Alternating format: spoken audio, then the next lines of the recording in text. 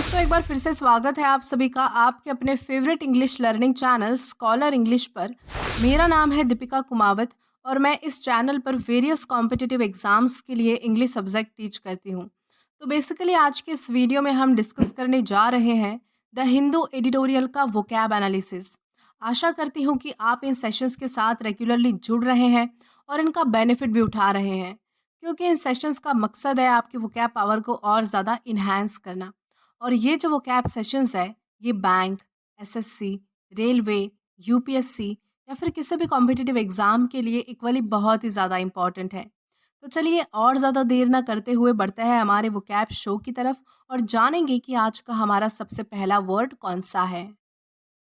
तो हमारा सबसे पहला वर्ड है went toe to toe with. Went toe to toe with का मतलब होता है आमने सामने, यानी कि एक दूसरे के सामने खड़े होना।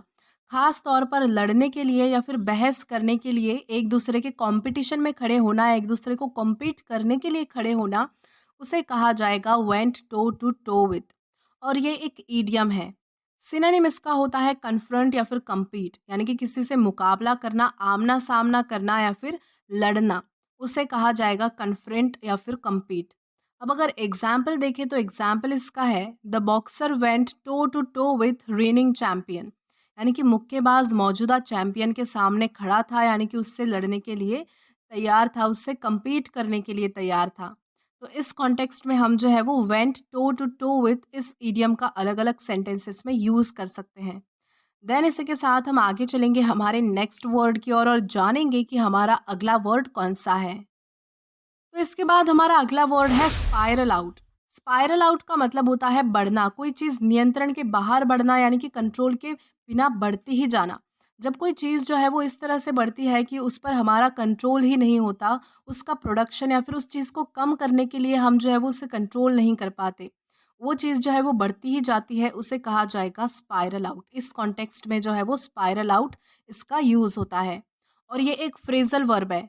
सिनोनिम इसका होता है इंटेंसिफाई, यानी कि कोई चीज़ जो है वो तीव्र हो जाना, यानी कि बहुत ज़्यादा बढ़ती ही जाना।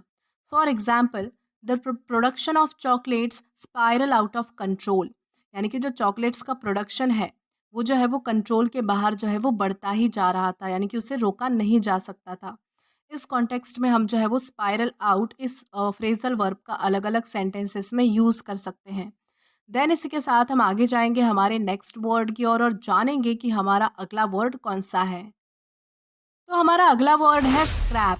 स्क्रैप का मतलब होता है हटाना, यानी कि जो चीज़ यूज़फुल नहीं है उसे हटा देना। जो चीज़ हम यूज़ नहीं करते हैं, हमारे काम की नहीं होती है, जब हम उसे फेंक देते हैं या फिर हटा देते हैं, उसे कहा जाएगा स्क्रैप। और ये हमारे पास पार्ट्स ऑफ स्पीच में वर्ब है, यानी कि क्रिया है। सिनोनिम इसका होता है डिस्कार्ड या फिर एलिमिनेट, यानी कि किसी चीज़ को हटा देना या फिर उसे जो है वो रद्द कर देना। अब अगर एग्जाम्पल देखें तो एग्जाम्पल इसका है Smita decided to scrap her old clothes, यानी कि स्मिता ने जो है वो अपने पुराने कपड़ों को हटाने का डिसाइड किया, यानी कि वो कपड़े उसके लिए यूज़फुल नहीं थे, इसलिए वो उन्हें अब हटा देंगी, यानी कि नहीं पहनेगी। इस कॉन्टेक्स्ट में हम जो है वो स्क्रैप इस वर्ड का अलग अलग सेंटेंसेस में यूज़ कर सकते हैं। देन इसी के साथ आगे चलते हैं हमारे नेक्स्ट वर्ड की ओर। तो इसके बाद हमारा अगला वर्ड है टाइम बॉम्ब। टाइम बॉम्ब का मतलब होता है खतरनाक, कोई ऐसी चीज़ जिस पर अगर ध्यान ना दिया जाए तो फ्यूचर में प्रॉब्लम क्रिएट हो सकती है। यानी कि जब कोई ऐसी चीज़ होती है जिस पर अगर हम ध्यान नहीं देते हैं लंबे समय के लिए, तो वो आगे जाके यानी कि फ्यूचर में जो है हमारे लिए वो बहुत ही ज़्यादा प्रॉब्लम क्रिएट कर सकती है। तो ऐसी चीज़ों को, ऐसी सिचुएशन को जो है वो टाइम बॉम्ब कहा जाता है। और ये हमारे पास पार्ट्स ऑफ स्पीच में नाउन है। सिनोनिम इसका होता है क्राइसिस, यानी कि प्रॉब्लम क्रिएट हो जाना, समस्याएं आ जाना, जो हमारे लिए सुलझाना बहुत ज़्यादा मुश्किल हो जाता है, उन्हें कहा जाएगा क्राइसिस। अब अगर एग्जाम्पल देखें तो एग्जाम्पल इसका है the old pipeline is a time bomb waiting to burst, यानी कि जो पुरानी और ख़राब पाइपलाइन होती है वो एक टाइम बॉम्ब की तरह है, यानी कि अगर उन पे ध्यान ना दिया जाए, टाइम टू टाइम उन्हें चेक नहीं किया जाए, तो वो हमारे लिए फ्यूचर में प्रॉब्लम क्रिएट कर सकती है, यानी कि वो फट सकती है। इस कॉन्टेक्स्ट में हम जो है वो टाइम बॉम्ब इस वर्ड का अलग अलग सेंटेंसेस में यूज़ कर सकते हैं। देन इसी के साथ हम आगे चलेंगे हमारे नेक्स्ट वर्ड की ओर और जानेंगे कि हमारा अगला वर्ड कौन सा है। तो इसके बाद हमारा अगला वर्ड है in the long run. In the long run का मतलब होता है लंबे समय के बाद, यानी कि कोई काम जो है वो बहुत ही ज़्यादा टाइम के बाद होना। यानी कि जब आप आज कोई चीज़ करते हो तो उसका रिज़ल्ट आपको जो है वो धीरे-धीरे करके बहुत ही लंबे समय के बाद आपको उसका रिज़ल्ट मिलता है। तो ऐसी चीज़ों को जो है वो इन द लॉन्ग रन कहा जाता है। और ये हमारे पास एक इडियम है। सिनोनिम इसका होता है अल्टीमेटली, यानी कि कोई काम जो है वो टाइम लेके उसके बाद में उसका रिज़ल्ट मिलना, यानी कि लंबे समय के बाद, बहुत टाइम के बाद उसका रिज़ल्ट मिलना। उसे कहा जाएगा अल्टीमेटली, जो कि हमारे इन द लॉन्ग रन इस इडियम का सिनोनिम है। अब अगर एग्जाम्पल जाने तो एग्जाम्पल इसका है, learning new facts daily help us expand our knowledge in the long run. यानी कि हर रोज़ नए तथ्य सीखने से, यानी कि हर रोज़ नए फैक्ट सीखने से हमें लंबे समय में अपने ज्ञान का विस्तार करने में मदद मिलती है। यानी कि उससे हमारा जो है वो नॉलेज इंक्रीज़ होता है इन अ ग्रेजुअल टाइम, यानी कि लंबे समय के बाद। इस कॉन्टेक्स्ट में हम जो है वो इन द लॉन्ग रन इस ईडियम का अलग-अलग सेंटेंसेस में यूज़ कर पाएँगे। देन इसी के साथ हम आगे चलेंगे हमारे नेक्स्ट वर्ड की ओर और जानेंगे कि हमारा अगला वर्ड कौन-सा है। तो इसके बाद हमारा अगला वर्ड है due to a close. Due to a close का मतलब होता है धीरे-धीरे समाप्त होना। यानी कि एकदम से कोई चीज़ खत्म ना होके ग्रेजुअली जो है वो कम होती जाना या फिर खत्म होती जाना, उसे कहा जाएगा ड्यू टू अ क्लोज़। और ये एक फ्रेज़ है। सिनोनिम इसका होता है एंडेड या फिर कंक्लूडेड, यानी कि खत्म हो जाना। अब अगर एग्जाम्पल देखें तो एग्जाम्पल इसका है, the marathon due to a close as the last few runners cross the finish line. यानी कि मैराथन जो है वो समाप्त हो गया था क्योंकि अंतिम कुछ जो लास्ट कुछ जो रनर रनर थे, जो धावक थे, उन्होंने जो है वो फिनिश लाइन पार कर ली थी। इस कॉन्टेक्स्ट में हम जो है वो ड्यू टू अ क्लोज इस फ्रेज का अलग अलग सेंटेंसेस में यूज़ कर सकते हैं। देन इसी के साथ हम आगे बढ़ेंगे हमारे नेक्स्ट वर्ड की ओर और जानेंगे कि हमारा अगला वर्ड कौन सा है। तो इसके बाद हमारा अगला वर्ड है अनस्केथ। अनस्केथ का मतलब होता है सुरक्षित, यानी कि बिना किसी हानि या फिर नुकसान के।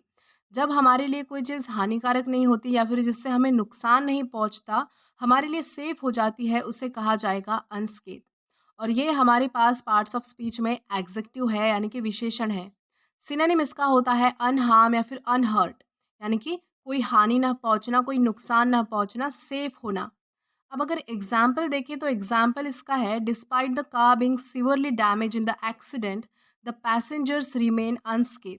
यानी कि कार जो है वो एक्सीडेंट में बहुत बार डैमेज होने के बावजूद पैसेंजर्स जो है वो एकदम सेफ थे, यानी कि सुरक्षित थे, उन्हें कोई नुकसान नहीं पहुंचा था।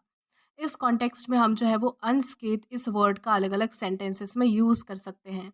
देन इसी के साथ हम आगे चलेंगे हमारे नेक्स्ट वर्ड की ओर और जानते हैं कि हमारा अगला वर्ड कौन सा है।